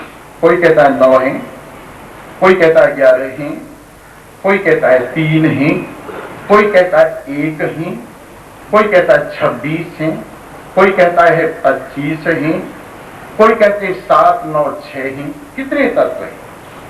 मेरी समझ में तो आता नहीं किसकी बात मानूं। भगवान कहते हैं भाई सबका कहना ठीक है, पैमाने अलग अलग है। कहना सबका ठीक है पर पैमाने अलग अलग है। 1 गज कपड़ा है, अगर गज की ओर से देखो तो 1 है, फुट की ओर से देखो तो 3 है, हाथ की ओर से देखो तो 2 है, बालिश की ओर से देखो तो 4 है, इंच की ओर से देखो तो 36 है। बताइए ये सब के सब ठीक है या नहीं? पैमाने का फर्क है, कपड़ा 1 गज ही है। उसी प्रकार से मैं एक ही पदार्थ हूं, पर मुझ में लोग अलग अलग अपनी दृष्टि की, अपनी मान्यता की, अपनी शास्त्र के पैमाने लेकर मुझे अलग अलग रूप से देखते हैं। कोई मुझे 1 समझता है, कोई मुझे 2 रूप से कहता है, कोई मुझे 3 रूप से, कहां तक कहें अनेक रूप से लोग अपनी अपनी बुद्धि के अनुसार मुझे समझते हैं, पर वास्तव में ये सब मुझ में करते थे, अन्यथा तो मैं सदा एक रस, एक पदार्थ हूं। ये रहस्य समझकर आनंद मनाना चाहिए। जब ऐसा भगवान ने उद्धव जी को कहा तो उद्धव जी ने कहा, प्रभु कृपा करके ये जो आपने आत्मज्ञान दिया है बड़ा कठिन सा है, हे प्रभु कुछ और थोड़ा सा जो है ना आसान सा करके मेरे लिए बताइए। अरे भाई आसान करके क्या बताऊं? हाँ एक और बात पूछी, प्रभु एक बात और बताइए। लोगों की कही हुई बात मेरे को बड़ी चुभती है। अपने खिलाफ कुछ भी कोई कहा जाए तो बड़ा लगता है, हम सबको लगता है, आपको भी लगता होगा। कोई यूं कह दे कहाँ का महात्मा है, यहाँ आके इतना ही काफी है और ज्यादा कहने की जरूरत नहीं, इतने से ही सियापत रामचंद्र की जय हो जाए। तो उद्धव जी ने पूछा, ये जो लोगों की बात मानो के प्रहार हैं, इनको सहन करना प्रभु बड़ा मुश्किल है, कोई ऐसा उपाय बताओ जो इनको सहन कर। कहने लगे क्यों नहीं, हम सब कुछ बताएंगे। देखो एक इतिहास तुम्हें सुनाकर ही बताएंगे। एक ब्राह्मण था और वो ब्राह्मण बड़ा धनवान था, उज्जैन में रहता था, बड़ा व्यापार करता था, खूब ब्याज कमाता था, धन खूब कमा लिया था, बड़ा लोभी था और न तो जाति वालों की पूजा करता था, न अतिथियों का संतुष्ट करता था, न घर वालों की इच्छा पूरा करता था। बल्कि जो ऐसा आदमी होता है ना हर बात में इतना क्यों, ये क्यों, यूं क्यों, ये क्यों, ऐसे आदमी से सब खिलाफ हो जाते हैं। घरवाली, बाल बच्चे, अड़ोसी पड़ोसी, राजा महाराज सब बिगड़ जाते हैं ऐसे आदमी से। इसलिए थोड़ा खुला हाथ रखना चाहिए। है तो घरवाली मौज करे, बाल बच्चे मौज करें, जाति वाले मौज करें, सब मौज करें, और नहीं है तो फिर सब भगवान का भजन करें चबूतरे पे बैठ के। इस तरह से जब है तो होते सोते में भूखा क्यों मारा जाए। लेकिन वो ऐसा था साहब, राजा तक को कुछ नहीं देता था, अपने घर वालों की सेवा नहीं करता था, अतिथियों की सेवा नहीं करता था, बिरादरी वालों की सेवा नहीं करता था, देवी यजन वगैरह कुछ नहीं करता था। अब ऐसा हुआ उसके ऊपर प्रकोप हुआ। समय ऐसा ही होता है, कुछ तो घर वालों ने, घरवाली ने धन छिपा लिया, कुछ राजा लूट कर ले गया, कुछ चोर डाकू ले गए, कुछ पानी अग्नि में डूब गया और इस तरह से ठंडन गोपाल हो गया। जब कुछ भी नहीं रहा तो घरवाली से मांगे, बच्चों से मांगे, वो निरादर कह रहे और कहे हमें दे रखा है, अब जो मांग रहे हो। अब उसकी समझ में आया मैंने तो अर्थ रूप से अनर्थ ही इकट्ठा किया है, जिसकी वजह से सब मेरे दुश्मन हो गए, सब मेरे शत्रु हो गए, बड़ी दुख की बात है। तो उसने सबसे अपना मन हटाकर भिक्षु हो गया। वहीं अड़ोस पड़ोस के गांव में रहता था, लोग जानते पहचानते, कहते ये देखो नार वही घर संपत नासी, मूड़ मुड़ाए हुए सन्यासी, मूड़ मुड़ाए 3 गुण, सिर की मिट जाए खाज, खाने को लड्डू मिले लोग कहें महाराज। सब कुछ निबट गया, बाबा जी बन के बैठा है। देखो इसको, उसे बड़ा परेशान कर, कभी उसका कोई दंड छीनकर, कमंडल छीनकर भाग जाए, कभी कोई कपड़े उठाकर ले जाए, कभी घर में बंद कर दे, कभी अपान वायु छोड़ दे, कभी मूत्र त्याग दे उसके ऊपर, उसे बड़ा कष्ट दे। लेकिन ये सब कुछ सहन करता हुआ भी वो अपने में मस्त रहे और कहे नायम जनोमी सुख दो कही तू, इनमें से कोई मेरे सुख दुख का हेतु नहीं है, कोई मेरा शत्रु नहीं।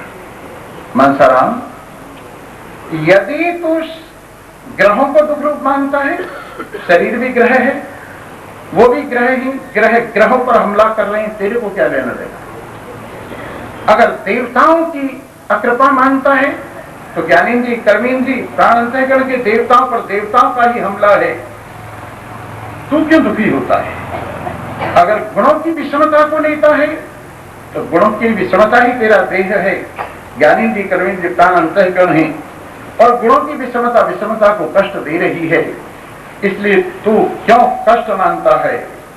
और उसने सोच लिया दुख सुख का हेतु कुछ भी नहीं, अपना मन है, अपना मन शांत कर लिया जाए, न कहीं सुख है न कहीं दुख है।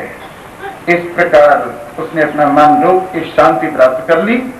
ऐसे तुम भी प्राप्त कर लो। इस प्रकार जैसे महान पुरुष ने अपने स्वरूप का ज्ञान प्राप्त करके अपने आप को कल्याण के पथ पर लगा दिया, इस गुण प्रवाह से अपने आप को ऊपर उठा लिया, वैसे तुम भी मुझ में मन लगाकर गुण प्रवाह से अपने को ऊपर उठा लिया। और ये पुरुष जो गुणों से बिल्कुल अछूता है, इस पुरुष को अपने आप में धारण करो, अपने आप इस रूप में अनुभव करो अपने आप को। शम, दम, तितिक्षा, तप, सत्य, दया, तुष्टि, त्याग, ऐस्पृहा, श्रद्धा ही दया, और इन धर्मों से अपने आप को सांसारिक धर्मों से अलग करना। काम, ईहा, मद, तृष्णा, स्तंभ माने दिखावा, दंभ, इन सब से अलग करके, इन सब को छोड़कर क्रोध को, लोभ को, अनित को, हिंसा को, मांगने को, दंभ को, कली को, शोक, मोह को, इन सब को छोड़ देवी धर्म में, अर्थ में, काम में, इन सब से ऊपर उठकर मोक्ष में अपना मन लगाए और भक्ति से मेरा ध्यान करें।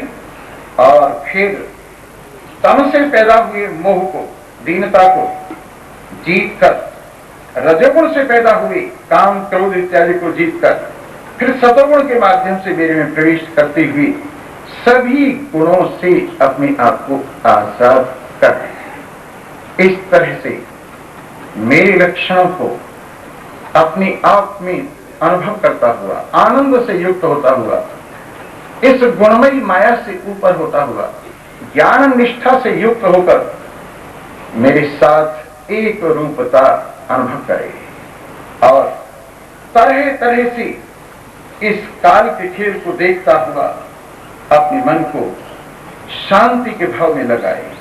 और देखे जब अपना शरीर ही नहीं है तो फिर कहाँ है पिता, माता, भाइया, ये सब ही क्या गिद्धों का भोजन, नदी में ले जाने वाला या कृमि बन जाने वाला या कुत्ते गीदड़ों का भोजन मात्र ही शरीर है, जिसे बहुत अच्छा सुंदर समझकर आदमी अभिमान करता है। इसलिए आदमी को चाहिए बार बार जो गोते नीचे ऊपर लगा रहा है, इससे अपने आप को बचाए और इस शरीर का सदुपयोग करके मेरे चरणों तक पहुंच जाए। प्रभु क्रिया योग जिससे आपका आराधन होकर आप तक पहुंचा जा सकता है, वो मुझे बताइए। तो भगवान ने यही बताया कि मेरी मूर्ति स्थापन करके बड़े प्रेम से आवाहन करते हुए 2 तरह की मूर्ति होती हैं। एक तो एक बार प्राण प्रतिष्ठा होती है जैसे मंदिरों में, उसमें रोजाना फिर आवाहन विसर्जन नहीं होता है। एक मूर्ति लाई ले जाने वाली होती है जो घरों में ठाकुर जी के रूप में होती है, उसके अंदर आवाहन और विसर्जन होता है। भगवान की इस मूर्ति को सुंदर स्थल पर संस्थापित करके और भली प्रकार से 10 विधि से या 16 प्रकार की विधि से भगवान का पूजन करें और अच्छी तरह से स्नान इत्यादि कराए, वस्त्र पहनाए और भोग लगाए करते हुए इस माध्यम से मेरे में ध्यान लगाए और मेरे में ध्यान लगाते हुए धीरे धीरे धीरे धीरे मेरे में अपने मन को जगत से निकालकर लगाकर सारी स्थूलता से छुट्टी पाए। मेरे लिए मंदिर निर्माण कराए, मेरे लिए बगीचे लगवाए, मेरे लिए धर्मशाला बनवाए और इस तरह से मंदिर के दीवे से भी अपना काम न ले दे। सब परोपकार के लिए करे तो परोपकार में ही रखे। इस प्रकार अपने इस जीवन को मेरी सेवा पूजा से सफल करते हुए आनंद मनाए। आगे और कहते हैं, किसी के सामूहिक कर्म की निंदा स्तुति न करें। सारा विश्व एक आत्मा ही है, प्रकृति से इसमें भेद भासता है और ये कल्पित है।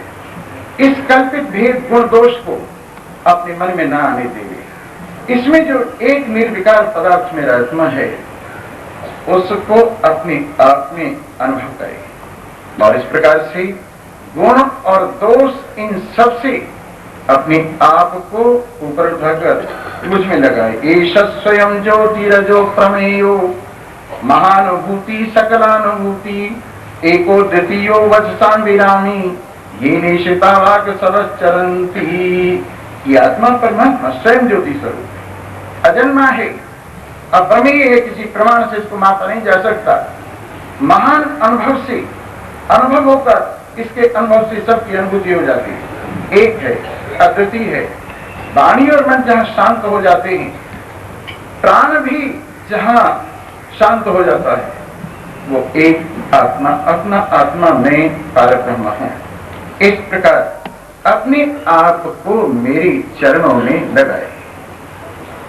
उद्धव जी फिर पूछते हैं, हे प्रभु कोई और सीधा सा उपाय बताओ। कहने लगे, मेरे इतने सीधे उपाय तो बताए हैं तुम्हें। अच्छा कुछ नहीं तो एक काम करो, जो कुछ कर्म करते हो सब मेरे लिए किया है ऐसा समझो। जो कुछ करते हो सब मेरे लिए किया है। लाभ है मेरा, हानि है मेरी, जीत है मेरी, हार है मेरी।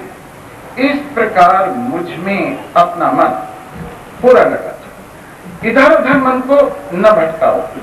इस प्रकार मेरे में जिनका चित्त लग गया है, इसी बहाने से सही, समर्पण के बहाने से सारी चीजें समर्पण करते हुए, अपने को भी समर्पित करते हुए और फिर मेरे साथ एक रूप हो जाए। ततो महाभागवतो धवे निर्गति वनम द्वारवत्याम किम करो भगवान भूत भावनः। कितना संकट। उद्धव जी बड़े प्रसन्न हुए, नमस्कार करके कहा, प्रभु मेरे सारे संशय दूर, अब मुझे कोई संशय नहीं रहा। करुणा निधान, अब आपकी आज्ञा से मैं जाता हूं। वो चले गए। इसके बाद महाराज परीक्षित ने पूछा, उनके जाने के बाद भगवान ने क्या लीलाएं की? उन्होंने कहा, वही लीला की जो बाकी रह गई है। दिव्यलोक में, पृथ्वी पर, अंतरिक्ष में महान उत्पात जागृत होने लगे। सुधर्मा सभा में इन उत्पातों को देखकर भगवान कृष्ण ने कहा, देखो देखो यदुवंशियों, उग्रसेन महाराज, देखो पिताजी, देखो किस प्रकार से चारों ओर ये उत्पात जागृत हो रहे हैं। हमें शाप लग चुका है। इस शाप से उद्धृत होने के लिए हमें प्रभास क्षेत्र में चलना चाहिए, जहां पर चंद्रमा अपनी पाप से छुट्टी पा गया, तब करके हमें भी चलना चाहिए। सबने कहा, ठीक है चलो हम चलते हैं। सभी लोग अपने रथ, घोड़े, हाथी, पैदल जैसे थे सब पहुंच गए और वहां जाकर लोगों ने खूब उत्सव मनाया और वारणी पान किया और फिर अपने आप को भूल गए। बिना बात का बैर करके एक दूसरे को गालियां देने लगे। पहले गालियों की लड़ाई हुई, फिर लड़ाई हुई शस्त्रों से। अस्त्र शस्त्रों से लड़ाई होते होते होते होते सारे अस्त्र शस्त्र टूट गए। भगवान कृष्ण ने समझाया, नहीं माने। बलराम जी ने समझाया, नहीं माने, उल्टे इनको भी मारने के लिए आए। तो भगवान श्री कृष्ण पीपल के पेड़ के नीचे लेट गए। बलराम जी अपनी संकट स्वरूप में आकर समुद्र में प्रवेश कर गए और ये आपस में लड़ते लड़ते लड़ते लड़ते जब शस्त्र समाप्त हो गई तो घास उखाड़ ली, उसी को मार मार कर लड़े, वो भी तलवार बन गए। और इस तरह से आपस में लड़ लड़ लड़ कर सबकी जयराम जी की हो गई। और इधर व्याध आया। दूर से उसने देखा भगवान श्री कृष्ण के चरणों में पद्म चमक रहा है। उन्होंने समझा ये कोई हिरण है, अपना वही बाण जिसमें वो लगा हुआ है, मछली के पेट से निकला हुआ मूसल का टुकड़ा, वो लगाए और निशाना लगा के भगवान के चरण में ठा मारा। जब वो लगा तो भगवान तुरंत चतुर्भुज रूप में प्रकट हो गए। सारी दिशाएं अंधेरी से दूर हो गई।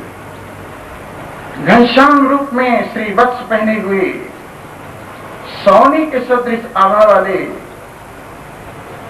उनके तेज वस्त्र पहने हुए, सुंदर मुस्कुराहट लिए हुए, नीले कुंतलों से युक्त आनंद और इस तरह से मकराकृत कुंडल, ये सब आभूषण बनमाला इत्यादि पहने हुए, ये जब गया कि चलो शिकार मर गया होगा उठा ले, तो जाकर देखा ये तो भगवान चतुर्भुजी रूप में विराजमान है। प्रभु मेरे से भूल हुई, मैंने क्या कर दिया, मैंने भूल में किया। भगवान कहने लगे कोई नहीं, हमारी इच्छा से तुमने जो कुछ किया है।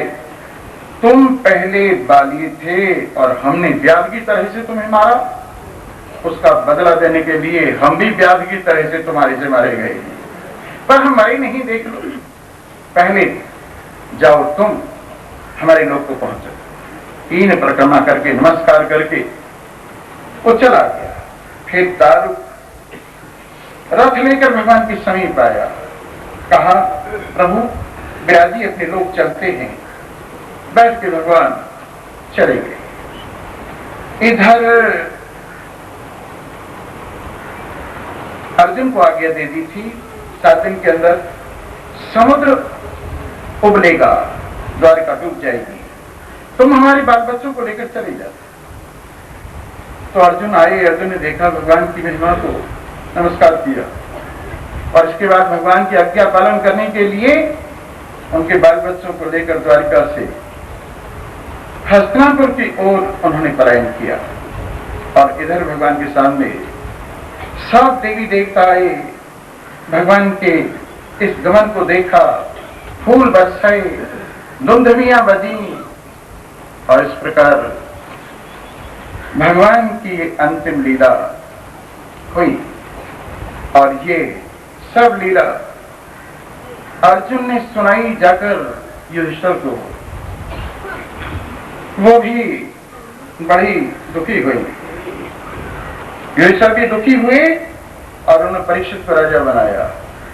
इधर भगवान के वंशधर, उनमें से वज्र को राजा बनाया।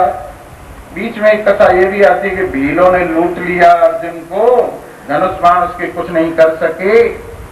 उससे भगवान की महिमा का पता चला कि मेरी बाणों में भगवान का बल था, मेरा उसमें कुछ भी तो बल नहीं। इस प्रकार से ये पांडव लोग भी आपने सुना ही है, हिमालय की ओर चले गए थे और इधर वज्र राजा हुआ और भगवान की ये लीला संवरण को प्राप्त हुई। शाम को 12 स्कंध आपके सामने रखेंगे, आप सभी लोग आकर कृपा करें और भगवान की कथा सुनकर। आज अंतिम दिन है शाम का और कुछ न कुछ रहस्यमयी बातें आपके सामने बहुत आएंगी, आप उन्हें सुनेंगे और इस सेवा को स्वीकार करते हुए आशीर्वाद देंगे। इसलिए अब भगवान की लीलाएं यही विश्राम को प्राप्त होती हैं। सर्वे भवन्तु सुखिनः सर्वे सन्तु निरामयाः सर्वे भद्राणि पश्यन्तु मा कश्चित् दुःखभाग् भवेत्। ॐ शान्ति शान्ति शान्ति। गोविंद जय जय गोपाल जय जय गोविंद जय जय गोपाल जय जय राधा रमण हरि गोविंद जय जय राधा रमण हरि गोविंद जय जय गोपाल जय जय गोविंद जय जय गोपाल जय जय राधा रमण हरि गोविंद जय जय राधा रमण हरि गोविंद जय जय गोविंद जय जय गोपाल। देखिए, एक प्रार्थना है, शाम को जैसे माई कर रही है ऐसे करने की आवश्यकता नहीं है। ये हमने केवल आप लोगों की सेवा के लिए ही पाठ रखा है और कोई विशेष इसके अंदर नहीं है। एक तो रामधारी आश्रम का उद्घाटन होना था, अग्रसेन भवन की भी शोभा बढ़नी थी और अग्रवाल परिवार जो बंगलौर में रहते हैं उनकी विशेष प्रेरणा थी और यहाँ रामधारी आश्रम के अध्यक्ष स्वामी शास्त्रानंद जी का भी विशेष आग्रह था। तो इन सब की वजह से ये सप्ताह यहाँ पर रखा गया और आप सबकी सेवा में, इसलिए कथा प्रेम से सुनिए और कोई विशेष आवश्यकता की बात नहीं है और आनंद लीजिए। और शाम को ही ये विश्राम को प्राप्त हो रही है कथा। सबको धन्यवाद है। धीरे धीरे अपने लोग पर गोविंद जय जय गोपाल जय जय गोविंद जय जय गोपाल।